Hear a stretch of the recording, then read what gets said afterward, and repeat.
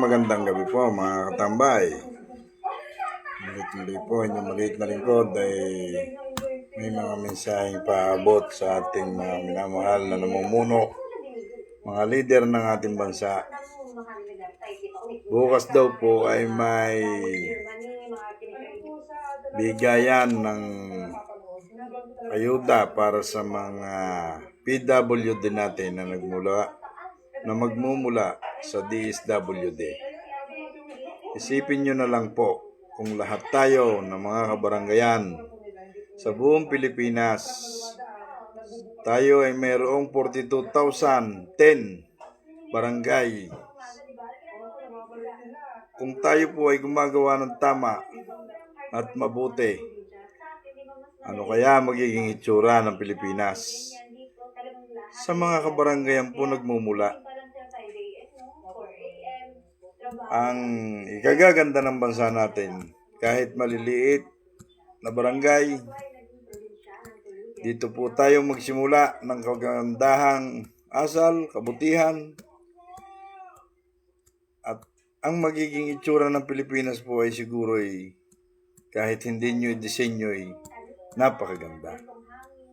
Sa pagtatapos ng 5 cluster ng Liga ng National Congress 2026, ito ang mensaheng nagbuklod sa libu-libong barangay leaders mula sa Luzon, Visayas at Mindanao.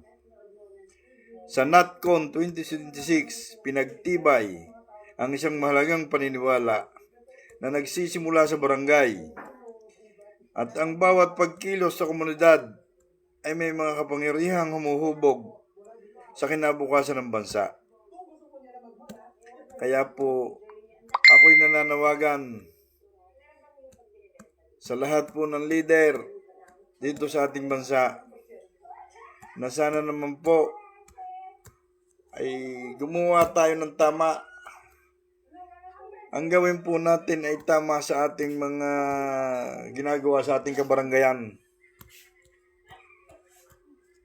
At talaga namang ako'y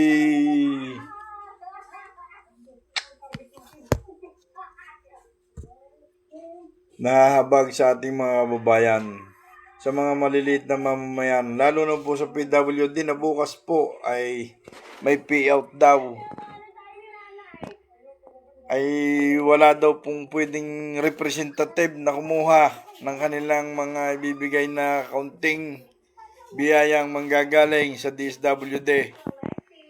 Bawal daw po ang representative.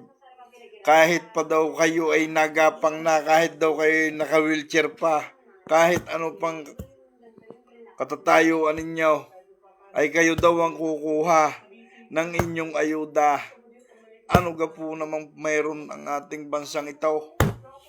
Kayong mga namumuno, ay ako po'y nananawag at kumakatok sa inyong mga puso. Kayo naman po ay may mga puso din. Ay ang inyong ibinibigay na tulong sa mga PWD ay inyo pong ibigay kahit sa representative.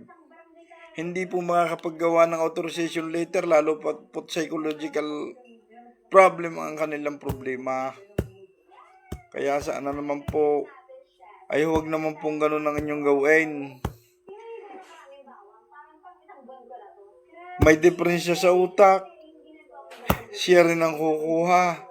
May alalay, ay pag nakatakbo, nabangga ng sasakyan, di tapos ang pulong, bababawasan ang pasasahuday ng ayuda ng gobyerno. Ay huwag naman po sanang ganon. Pagka po naman yung mga PWD hindi na kayang makakuha ng pagkuha sa kanilang biyayang nanggaling sa DSWD, inyo naman pong pagbigyan. At ang kapitan po naman ay nariyan at nakaalalay. Siya magpapatunay sa dyan naman pong ang pasyente o ang PWD ito ay hindi na kaya talagang kumuha ng hindi tutulungan ng ay paano itatalian. Halimbawa ay may psychological problem. para huwag makatakbo. Ay maawa naman po kayo. Hindi naman po tama yung ganoon. Ako po naman po ay nagmamagandang loob at naaawa laang. Ay sa mahal na Panginoon Diyos po ay ako'y humihingi din ng kapatawaran kung ako man ay nakakapag salita ng hindi naman po masama at ako naman po ay nananawagan lang na sana naman po ay inyong pagbigyan ang mga taong nahingi ng tulong na kung maaari naman ay maka-payout bukas ang kanilang mga PWD. Ano po? Maraming po salamat. Kung hindi naman po ninyo mapapagbigay, kaya naman po masusunod, ay isipin nyo naman na lang po kung lahat tayo sa 42,010 barangays ay gumagawa ng tama at mabuti, ano kaya magiging itsura ng ating bansa, ng ating bansang Pilipinas? At sana na may lahat ng mga namumuno na ating inihahalal ay magkaroon kayo ng takot sa Diyos, hindi yung sa pera lang kayo nakatingin. Maraming pong salamat at magandang gabi po uli sa ating lahat.